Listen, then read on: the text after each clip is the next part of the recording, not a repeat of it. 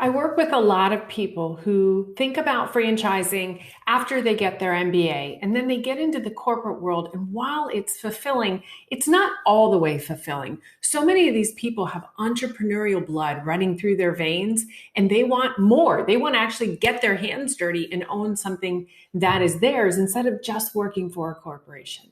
An example of somebody like that, I worked with this wonderful woman, Krista, in Columbus, Ohio, a long time ago. And she came to me ready to start her own business. She wanted something that she could grow over time because she has big goals of opening her own spa someday. We did what we call a stepping stone business, a business that she could grow, very profitable. She sold it for a great amount. She actually invested into a second franchise that she's going to now sell to fund her dream individual spa from all that she's learned, not only from her MBA, but from running her own franchise businesses and being super successful. So I'm here to help you. If you've ever wondered, is this all there is in your career? No, there's so much more out there. Give me a call and I'll help you with that.